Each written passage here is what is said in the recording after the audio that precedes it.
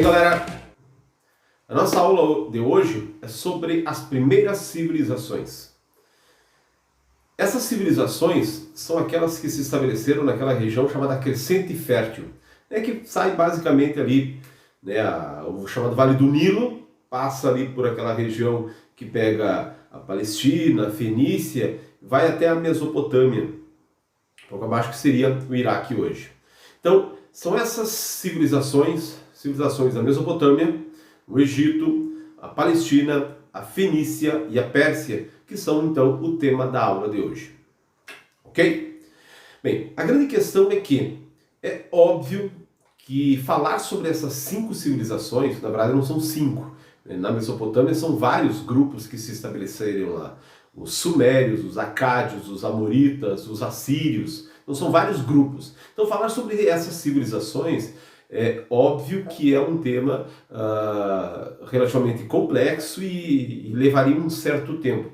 Em função, então, da necessidade de sintetizar este conteúdo e favorecer com que eu consiga explicar ele de maneira geral, num vídeo relativamente curto, então a metodologia que eu vou usar vai ser trabalhar de maneira geral todas as civilizações ao mesmo tempo, pegando algumas características, pegando alguns aspectos, ok? Então vai ser em cima desta metodologia que eu vou trabalhar com vocês. Para facilitar a vida de vocês na hora da organização deste conteúdo, então eu vou disponibilizar um quadro, e neste quadro vão estar lá essas civilizações que eu comentava, Mesopotâmia, Egito, Fenícia, Palestina e Pérsia, e aí o que vocês vão ter que preencher? A localização, o povo, os povos, enfim, que pertencem a este grupo, a política, economia, sociedade, religião e legado. Ok? Então, na medida em que eu for explicando o conteúdo, de posse deste material, dessa tabela, vamos chamar assim, vocês vão preenchendo, certo? E o preencher não significa colocar um textão. Eu vou tentar colocar para vocês de uma maneira mais simples, de maneira que vocês então tenham uma visão geral sobre essas civilizações. Aquilo que elas tinham em comum e as diferenças que existiam entre elas. Ok? Porque apesar dessas civilizações elas se estabelecerem obviamente em lugares diferentes, muitas coisas elas vão ter em comum. Então são essas particularidades que eu quero ressaltar, e aquilo que são as semelhanças e aquelas que são então as diferenças que eu quero que fiquem bem evidenciadas nessa tabelinha. Ok? Beleza? Então vamos lá. Então é óbvio, de uma maneira bem rápida, vamos colocar aí a localização. Então, estas civilizações, as chamadas primeiras civilizações, a maior parte delas se estabeleceram, por exemplo, às margens de alguns rios. E aí entra uma das questões, e por isso que essas civilizações, boa parte delas são chamadas civilizações hidráulicas, havia uma necessidade muito grande da água, e é óbvio que nós necessitamos da água, todo mundo necessita ainda hoje, mas naquele contexto e naquelas regiões onde eles viviam, a necessidade e a dependência da água era muito maior. Porque se você pegar, por exemplo, Mesopotâmia é basicamente a localização atual, é onde está o Iraque. O Egito, obviamente. A Fenícia equivale ao Líbano e uma partezinha do que seria da Síria. A Palestina equivale basicamente ao Estado de Israel e a Pérsia, o atual Irã. Se vocês pegarem todos esses países hoje, eu imagino que vocês já tenham visto alguma coisa, um mapa, um documentário, um filme, enfim, alguma coisa sobre todos esses países, uma característica que basicamente todos eles têm. Eles estão em regiões áridas. Então, como sobreviver em regiões áridas sem ter água? É óbvio que isso é basicamente impossível. Então, por isso a dependência, a necessidade muito grande deles da água. E aí uma outra questão, que nós vamos abordar quando for falar da economia, porque basicamente quase todos os povos tinham a sua economia focada na agricultura. E para desenvolver a agricultura, você precisa de terras férteis e para você ter terras férteis, é claro que você tem que ter água. Então, por isso a grande dependência da água. Por isso nós vamos ver, a Mesopotâmia vai ter lá os rios Tigre e Eufrates, o Egito vai ter o rio Nilo, tanto que se coloca lá o Egito como a dádiva do Nilo, né? Um historiador grego chamado Heródoto dizia que toda a exuberância do Egito se devia graças à existência do rio Nilo, e de certa forma, pelo menos em partes, ele está correto, né? Porque não adianta ter um rio se você não tem pessoas que desenvolvam habilidades para explorar, né, o potencial deste rio, que é no caso do Egito. A Fenícia, por exemplo, nós vamos ver que não terá grandes rios, e até em função disso, a própria economia deles não vai ser focada na agricultura, mas sim no comércio marítimo.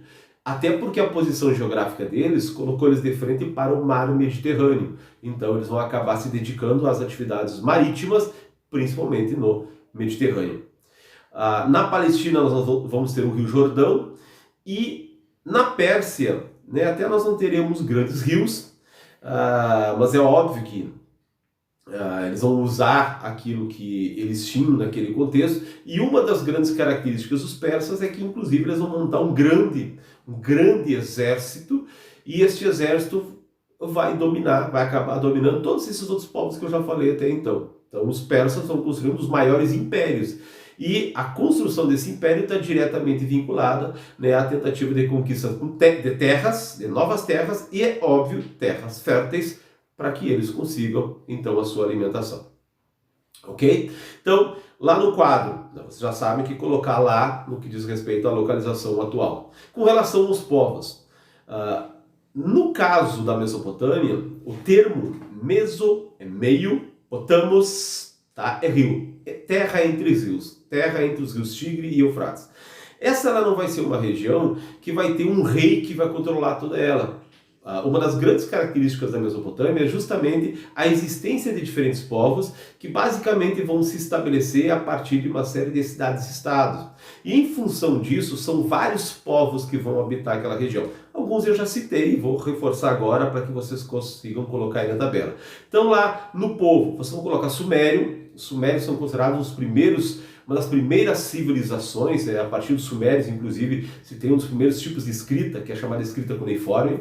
Vocês vão colocar aí os assírios, que vão ficar extremamente conhecidos em função de técnicas de combate. Um dos primeiros exércitos do mundo serão os assírios, mas não só a questão do combate, né? Os assírios vão ter a partir de uma série de conquistas, também vão criar uma das primeiras bibliotecas do mundo. Nós temos os amoritas ou babilônicos, né, que vão construir a chamada cidade da Babilônia, que vai ser uma das cidades mais importantes da antiguidade, um grande centro comercial. Nós temos os caldeus, e a partir dos caldeus também se conquista, né, se expande por aquela região lá, e eles fazem uma série de conquistas. Então, quer dizer, nós temos vários povos que habitaram aquela região. Um exemplo, né, os acádios, ou os acadianos, né, que é um outro povo. Quem já assistiu, por exemplo, o Escorpião Rei, pois é, o Escorpião Rei lá, o ator principal é um acadiano.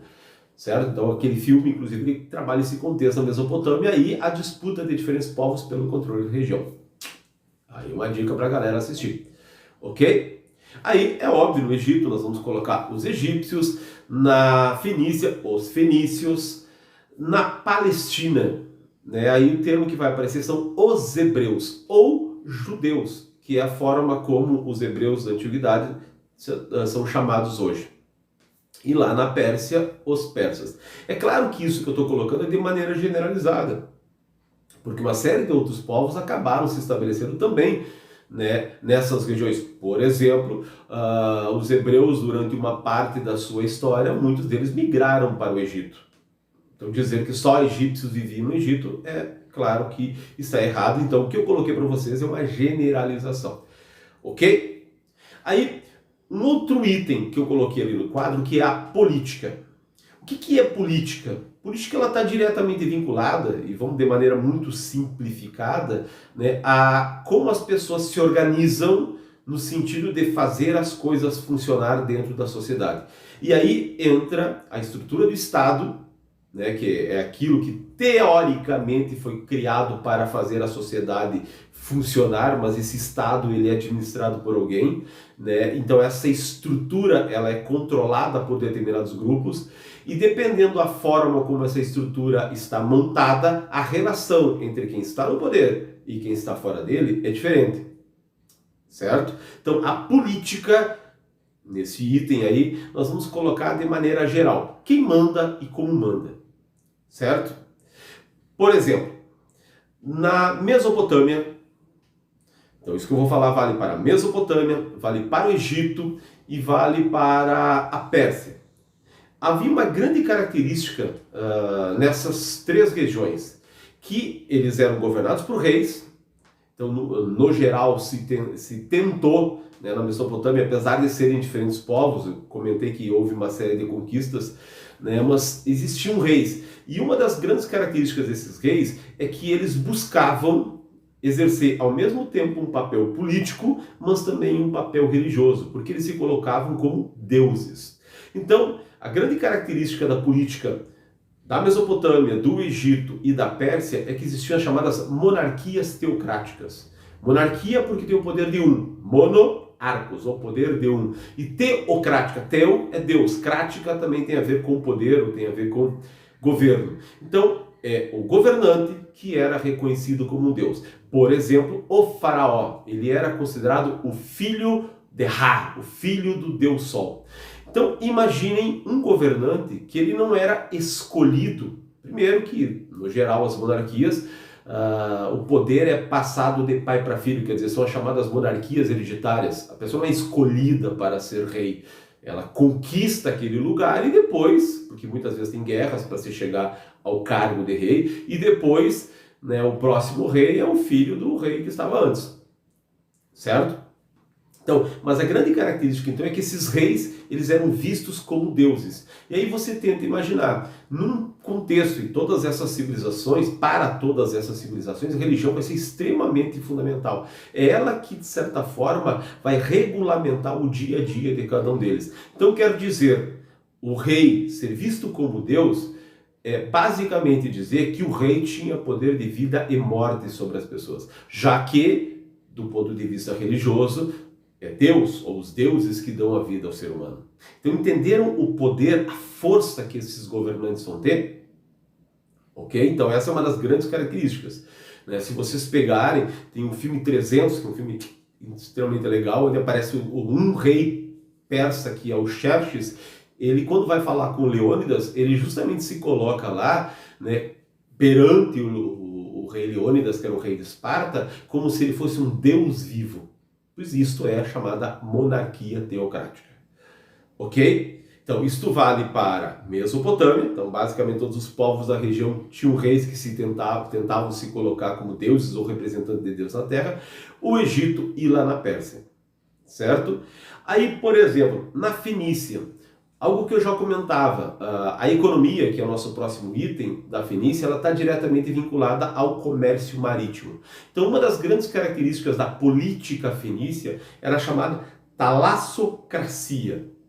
Cracia tem a ver com o poder. Talasso é domar. Então, é o poder dos homens do mar. Quer dizer, os comerciantes. Então, há uma espécie de oligarquia, onde poucos governam, poucos têm o poder e esses poucos são, no geral, os comerciantes ligados ao mar. Eles tinham reis, mas esses reis, obviamente, que eram destes grupos. Então, eles até tinham uma monarquia, só que uma das características da Fenícia é que eles não vão ter um governo centralizado. Então, nós teremos várias cidades-estados, cidades que se consideravam fenícias, mas tinham autonomia em relação às outras. Certo? Mas, de maneira geral, né, os líderes, os governantes ou o grupo que controlava eram pessoas vinculadas ao comércio marítimo. Por isso é chamada talassocracia. No caso, já os hebreus são aquele povo, e uma das grandes marcas dos hebreus é justamente a questão religiosa que nós vamos comentar. Por isso, basicamente, todos vocês já ouviram falar desse povo, porque é o povo lá do Antigo Testamento. Então, basicamente, a história do povo hebreu é a história daquele povo que passa por todo o Antigo Testamento. Então, do ponto de vista político, os hebreus eles se organizaram a partir, né, de uma série de episódios na história deles. No início, os hebreus eles eram organizados pelos chamados patriarcas. né? Quem era o patriarca? Era o chefe, basicamente, de uma família, e esse momento está vinculado à história dos hebreus num processo em que eles saem daquilo que seria a Mesopotâmia e migram até a Palestina. Nesse período eles são governados por esses patriarcas. Da Palestina eles acabam migrando para o Egito, e lá no Egito eles acabam se estabelecendo e mais tarde acabam sendo escravizados. E após a escravidão deles, uma tentativa de fugir dessa escravidão, que tem a figura lá do Moisés, que vai ser o grande líder dos hebreus, do ponto de vista bíblico, né? O grande líder dos hebreus nessa fuga do Egito em direção à Palestina, que vai ser o chamado Êxodo, né? O Moisés ainda era um patriarca. Então eles terão patriarcas, líderes, né, que controlavam determinados grupos dos hebreus. Num segundo momento, que é quando eles saem do Egito, chegam de volta na Palestina e tentam reconquistar ela, e essa reconquista tem a ver com lutas, né, tem a ver com guerras com os povos que estavam ali na região. Os hebreus vão se organizar a partir dos chamados juízes. Quem eram os juízes? Líderes militares que organizaram então os hebreus nesse processo de reconquista da Palestina. Reconquistado esse território, eles passam a se organizar enquanto um povo governado por um rei. Então, são os chamados reis. Vai ter lá o Saul, que é o primeiro rei, depois vai ter o Davi, o rei Davi, o famoso rei Salomão. Então, do ponto de vista político, os hebreus da antiguidade, então a Palestina antiga, passou por 3 momentos. Então, o patriarcado, o juizado e o reinado. Tranquilo? Do ponto de vista econômico, o que nós temos? Isso eu já falava antes. O que é economia? Economia, de maneira muito simples, é da onde que esses povos tiram o seu sustento. Como é que eles conseguem se organizar para sobreviver? Então, de maneira geral, eu já comentava isso até então, né, a maioria desses povos, eles viviam da agricultura, né, e justamente a necessidade de desenvolver a agricultura está vinculada à necessidade de morar em regiões férteis. E viver em regiões férteis significa, naquele contexto, numa região árida, né, ter acesso a rios. Então, por isso que, basicamente, esses povos se estabeleceram às margens dos rios para justamente terem as chamadas terras férteis para ali desenvolverem a agricultura. Isto vai ser na Mesopotâmia, isto vai ser no Egito. O Egito é um dos principais casos, inclusive, da forma como eles vão aproveitar os rios, né, a construção de canais, de diques, né, canais de irrigação para levar essa água e garantir que essa terra fique fértil por mais tempo e automaticamente poder ali desenvolver a sua agricultura, o seu plantio.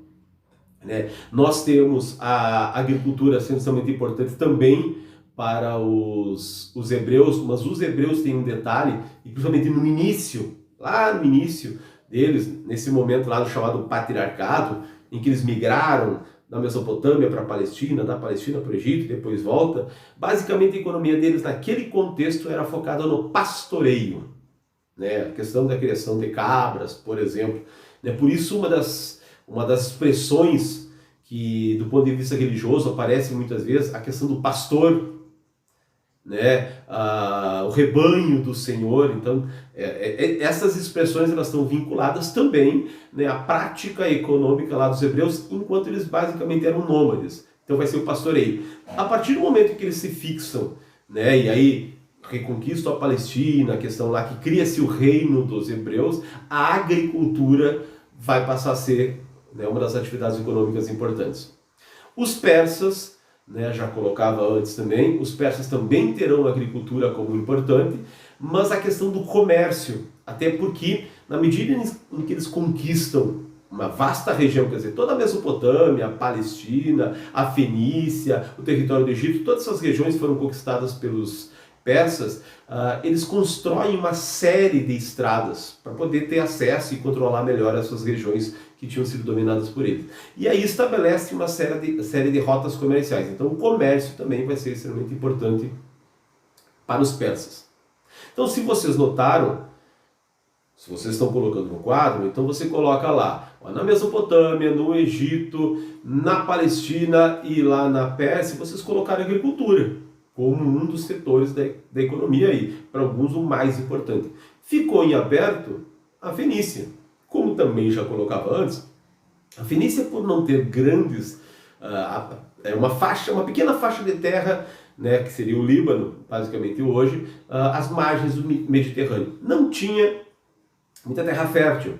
E obviamente que para isso, para desenvolver agricultura, é necessária terra fértil.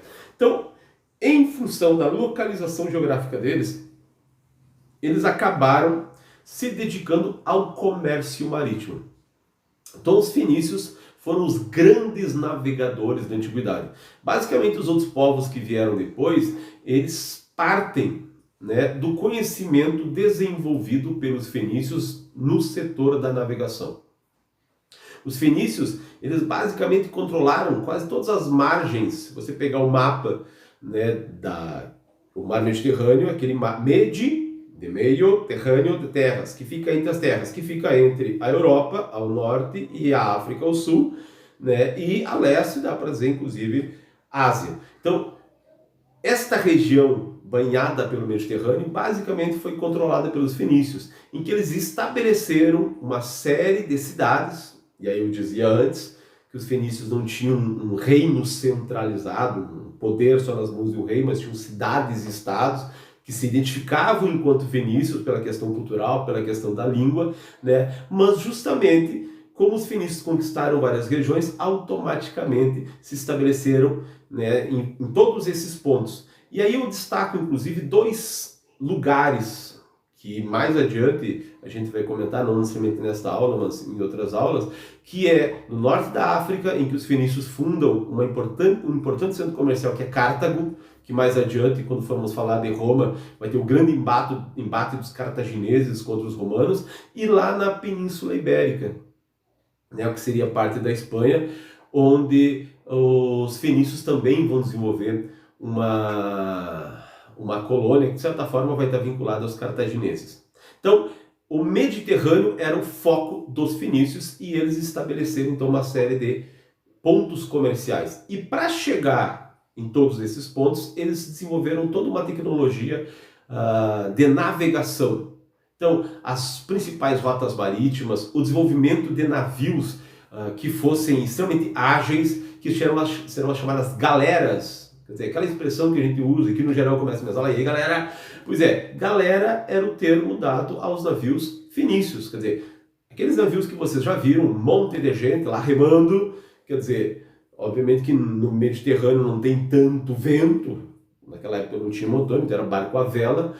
A barco a vela funciona se tem vento. Se não tem vento, faz o quê? Rema. Então tinha uma galera, né, um monte de gente remando para que esses navios pudessem se deslocar. Pois é, aquela galera é justamente daí que vem o termo que nós usamos hoje para definir um monte de gente junto. Tranquilo?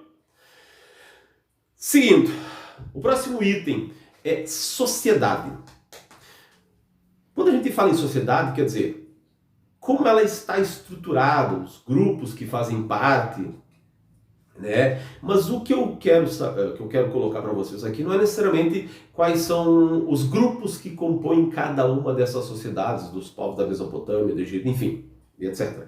Tá? Mas como ela estava estruturada. Por exemplo, hoje, nós costumamos dizer que a nossa sociedade é uma sociedade de classes.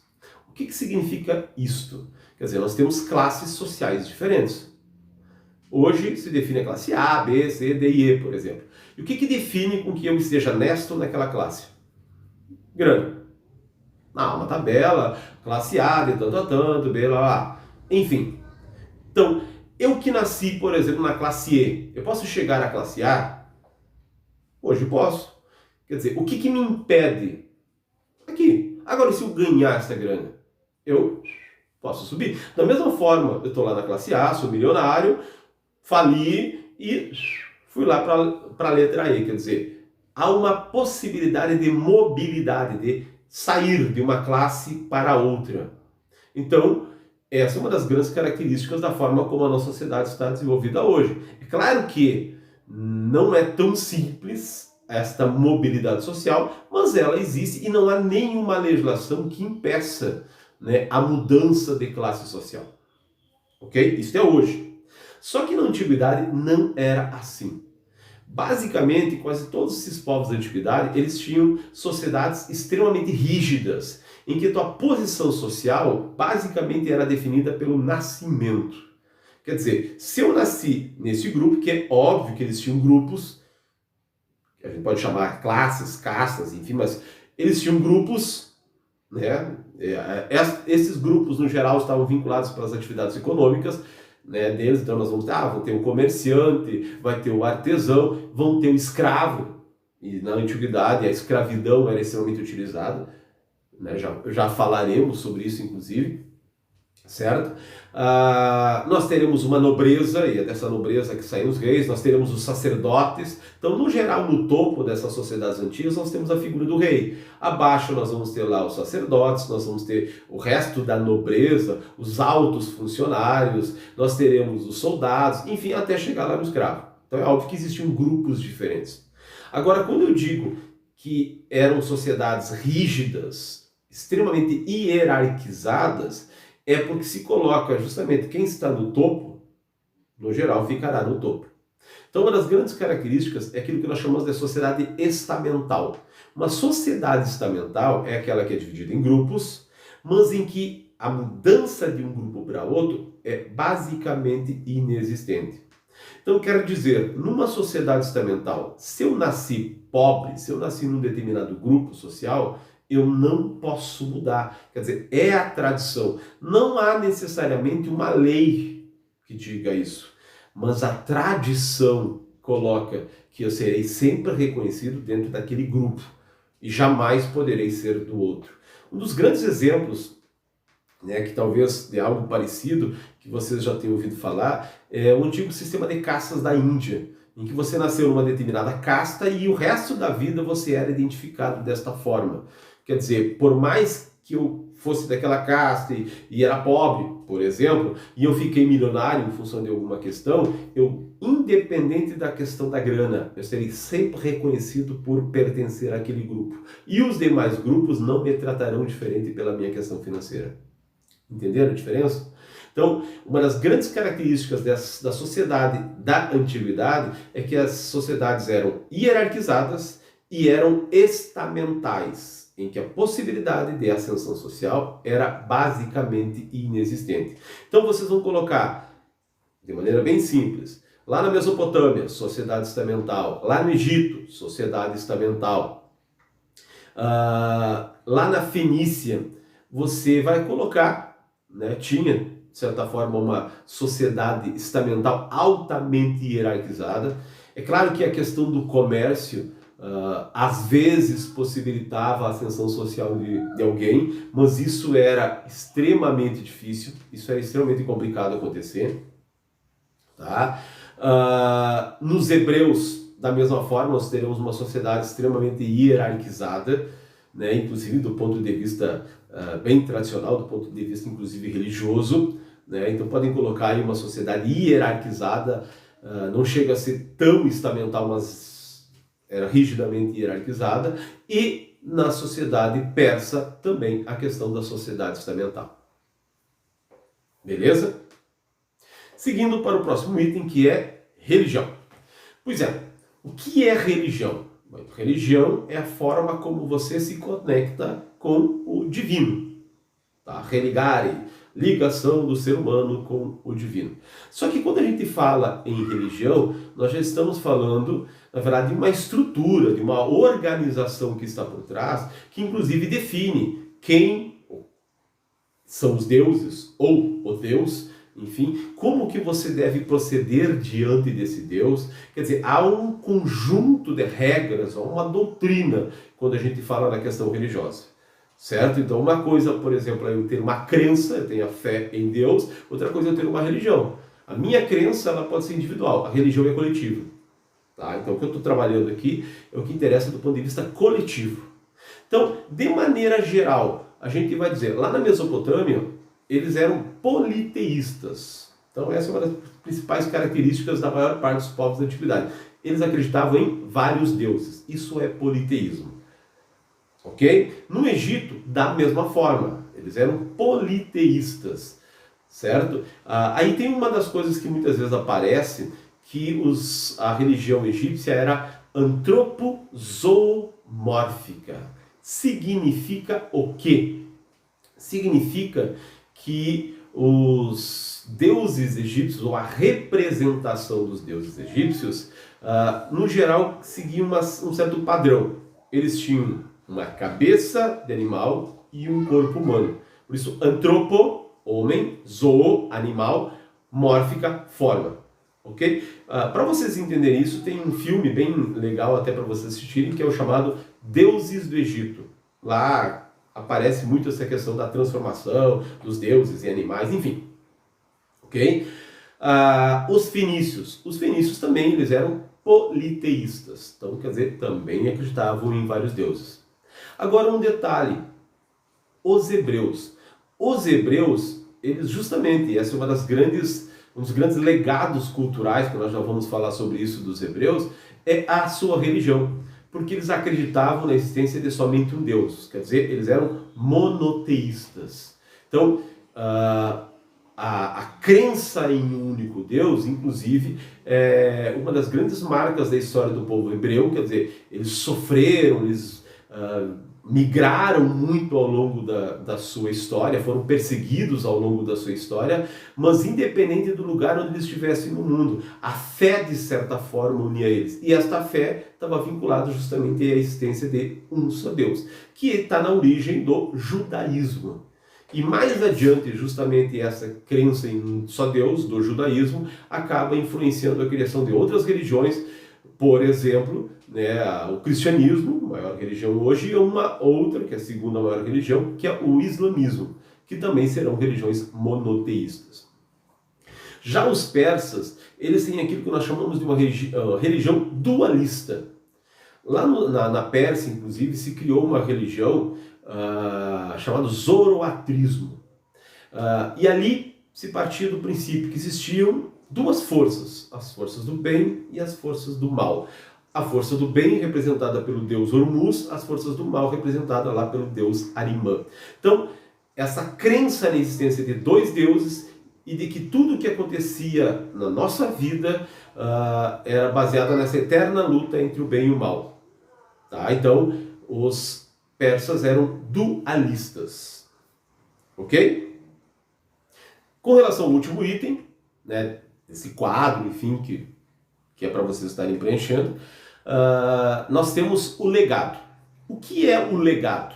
Legado é uma herança, quer dizer, o que esses povos construíram, o que eles fizeram, que eles deixaram aos povos que vieram depois. E que muitas dessas coisas chegaram até nós. Quer dizer, quando se estudam esses povos da antiguidade, muitas vezes o aluno questiona, mas por que eu tenho que estudar isso? Eu não vivia lá, quer dizer, nós estamos falando de 5, 6 mil anos atrás.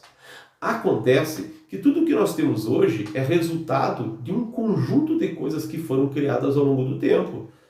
Quer dizer, a ideia, por exemplo, de você falar no celular, ela na verdade é só uma modernização de uma forma de se comunicar que antes teve lá o telefone de linha, que teve o telégrafo, que teve a carta, quer dizer, foi se tentando facilitar a forma de me comunicar com os outros. Então foi um aperfeiçoamento.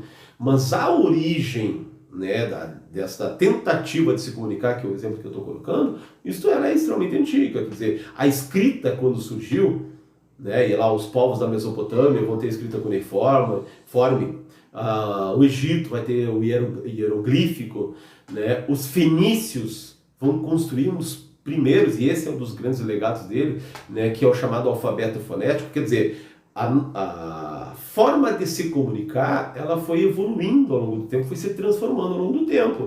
Mas para se chegar num telefone celular, alguém teve que inventar, por exemplo, a escrita. Só um exemplo. Tranquilo? Então, nós estudamos esses povos da antiguidade e o seu legado para entender a origem, a minha origem e a origem de tudo aquilo que me serve. É para isso que serve a história. Lembrando que história significa estudar o passado, mas com os olhos no presente. Ok? Então, qual foi o grande legado desses povos? Por exemplo, quando hoje nós contamos o tempo, nós falamos da questão do calendário. Um ano tem 365 dias, o dia tem 24 horas. Pois é, Quem que criou isso? De onde que surgiu esta ideia de terem 375 dias, 24 horas? É claro que hoje, por exemplo, nós sabemos, né, um ano tem 365 dias em função lá do movimento chamado translação, que é o movimento da Terra em torno do Sol. O dia tem 24 horas em função lá da rotação, que é o giro da Terra em torno do seu próprio eixo. Enfim, agora sabemos disso hoje. Agora, quando que isso surgiu? Pois bem, lá nos povos da Mesopotâmia, os povos os egípcios, eles criaram basicamente, né, a essência da discussão e do conhecimento astronômico. Quer dizer, o que é a astronomia? A partir da observação dos astros e como esses astros acabam influenciando em nós aqui na Terra. Quer dizer, é óbvio que naquela época não se tinha grandes telescópios, não se tinha viagem para fora da Terra para saber que a Terra girava, mas mesmo assim eles desenvolveram um conhecimento que gerou a questão de um calendário com 365 dias. Né? A questão do dia e da noite, que naquele contexto era basicamente isso que eles viam, né, gerou o dia de 24 horas. Né? A observação das 4 estações do ano geraram o ano de 365 dias. Okay? Então, o calendário vai estar tanto para os egípcios quanto para os povos da Mesopotâmia. Matemática, quer dizer, um dos grandes legados, sejam dos povos da Mesopotâmia, seja do Egito, é justamente a arquitetura. Quer dizer, lá os povos da Mesopotâmia vão ter os grandes zigurates, que eram grandes prédios, e inspirado num desses zigurates, aquilo que ficou conhecido como uma das 7 maravilhas do mundo antigo, que foram os chamados jardins suspensos da Babilônia. Né? Mas um outro grande prédio, vamos chamar assim, inclusive a única, né, das grandes belezas lá do mundo antigo, que ainda está de pé, são as pirâmides egípcias. Quer dizer, como construíram a grande pirâmide do Egito, a pirâmide de Quéops? Ela tem aproximadamente 147 metros de altura. Pega isto e coloca como se fosse um prédio. Vocês têm um prédio de quase 50 andares. A base era basicamente 147 metros também. Então, quer dizer, eles desenvolveram grandes prédios, enormes. E é óbvio que para construir esses prédios, então está aí a questão da arquitetura, todo um conhecimento que, obviamente, os outros povos depois utilizaram esse conhecimento da construção de grandes edifícios para a construção dos edifícios deles, está diretamente vinculada à capacidade, o desenvolvimento matemático desses povos, que é um outro grande legado dos povos da antiguidade, a matemática. Quer dizer, como construir, o exemplo da pirâmide, uma pirâmide enorme, basicamente com ângulos perfeitos, sem fazer cálculo matemático. Quer dizer, se alguém vai fazer uma faculdade de arquitetura, boa parte do curso é cálculo. Alguém vai fazer um curso de engenharia, é cálculo. Quer dizer, a arquitetura, ela está diretamente vinculada a cálculos matemáticos. Então, seja no Egito, seja na Mesopotâmia, eles basicamente vão ter conhecimentos lá da adição, da subtração, da multiplicação, da divisão. Eles já vão ter lá, por exemplo, a questão da divisão do círculo em 360 graus. Né? Cálculos com raiz quadrada, é lá que vai surgir também. Certo? Uma outra questão, os egípcios vão ter um desenvolvimento muito grande da medicina, um dos primeiros estudos médicos. Quer dizer, o que é medicina? É uma tentativa de resolver os problemas, quer dizer, as doenças. O nosso corpo ele é afetado por determinadas doenças, e aí a tentativa de curar essas doenças é aquilo que nós vamos chamar de medicina. Os egípcios chegaram a fazer cirurgias do cérebro, né, há 4.000 anos atrás. É claro que não eram, talvez não tivessem tanto sucesso, mas essa tentativa de entender o corpo humano e achar soluções para os seus problemas está na base da medicina, que depois os gregos vão aperfeiçoar e que obviamente vão chegar até nós. Certo? Os fenícios, né, eu já falava, por exemplo, a questão do conhecimento marítimo, conhecimentos navais, a produção de navios fortes, ágeis, cartas náuticas, quer dizer, mapas para saber quais seriam as melhores rotas de navegação. E o que eu comentava agora há pouco, a criação do chamado alfabeto fonético. O que é isto? Quer dizer, o alfabeto que nós temos hoje, ele é justamente um alfabeto fonético. Como assim? O que é fonema? Ah, fonema é um som. Então, para cada som, há uma representação gráfica que nós chamamos de letras. Pois é, esta ideia ela foi criada pelos fenícios, que depois vai ser, de certa forma, aperfeiçoada pelos gregos, e aí surgiu aquilo que nós chamamos de alfabeto. Né, que nós temos as consoantes, nós temos as vogais, que são a origem do alfabeto que nós temos hoje. Uma curiosidade, os fenícios criaram um alfabeto só com consoantes. Cara, como escrever só com consoantes? É possível? Claro que é. Vocês fazem isso lá no Zap Zap, e aí, BLZ, sabe que é beleza, né? Então tá. Então essa é uma das grandes invenções, um dos grandes legados fenícios, a questão do alfabeto fonético. Já falávamos sobre os hebreus, né, que o grande legado deles está vinculado à religião, que é o monoteísmo. E a história dos hebreus está diretamente vinculado à Bíblia, principalmente o Antigo Testamento. Então, um outro grande legado dos hebreus é o Antigo Testamento. E os persas, além do ponto de vista religioso, né, a ideia do dualismo, quer dizer, a eterna luta entre o bem e o mal, você já deve ter ouvido falar isso dentro do cristianismo. Por exemplo, Deus, o diabo, enfim, força do bem, força do mal. Quer dizer, esta ideia é uma ideia que foi criada lá dentro do zoroatrismo, que depois influencia, de certa forma, na origem do judaísmo, até porque os hebreus, durante um período também chamado cativeiro da Babilônia, que foi quando os hebreus que tinham sido escravizados lá na Mesopotâmia foram libertados pelos persas que conquistaram a região e acabaram possibilitando que os hebreus voltassem para a Palestina, lá para a chamada Terra Prometida, ou a Canaã, enfim. Então, esse contato dos hebreus com os persas está na origem, né, de uma das coisas básicas do judaísmo, e que depois também vai estar no cristianismo e também vai estar no islamismo, a questão da luta do bem e do mal, de Deus e do diabo. A questão do juízo final, que nós, ao morrer, passaremos por um processo em que nós podemos ir para o paraíso ou para o inferno, enfim, isso também é um dos grandes legados que os persas deixaram para os outros povos que aperfeiçoaram, não, que desenvolveram ideias parecidas depois. E uma outra grande questão que os persas acabaram desenvolvendo foi uma experiência de organização administrativa.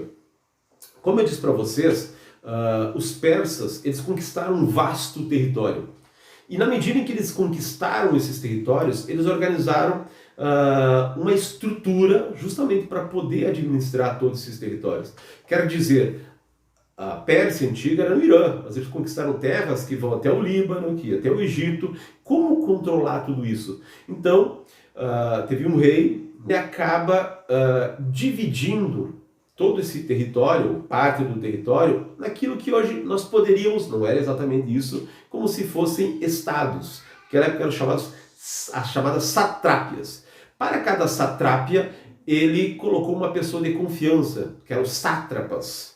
Então ele criou uma estrutura administrativa para chegar mais perto dos povos que ele conquistava e para que ele pudesse controlar melhor essas regiões. Então essa estrutura administrativa, né, com, de certa forma, estados e representantes lá do governante, que outros povos depois vão acabar fazendo, isso também, né, foi um dos grandes legados que os persas fizeram. Desenvolveram e outros povos acabaram adaptando, né, às suas necessidades, às suas realidades. Ok? Então, de uma maneira muito rápida, é claro que eu fiz aqui algumas generalizações, é claro que em função do tempo muitas coisas foram deixadas de lado, do ponto de vista religioso, né, no geral os alunos gostam muito de falar, né, dos deuses, né, da mitologia egípcia, por exemplo, é muito fascinante a questão do Osíris, da Ísis, do Anubis, enfim, mas em função do tempo eu acabei passando batidão, né, mas eu espero que vocês tenham conseguido entender de maneira geral, né, aquilo que unia aquelas grandes semelhanças entre esses povos e as principais diferenças. Detalhe, esta aula aqui, de maneira mais generalizada, ela se justifica por uma questão. Eu tenho uma preocupação muito grande com a prova do Enem. Mas até hoje, este conteúdo que nós vamos chamar de antiguidade oriental, que envolve esses povos que eu abordei na aula de hoje, não é um tema que costuma cair no Enem. Em função disso, eu resumi este assunto, que muitas vezes na escola você veria durante um trimestre inteiro, eu fiz aí em poucos minutos. Ok? Mas mesmo assim, eu espero que vocês tenham conseguido entender. Valeu? Então, até a nossa próxima aula. Hasta la vista, babies!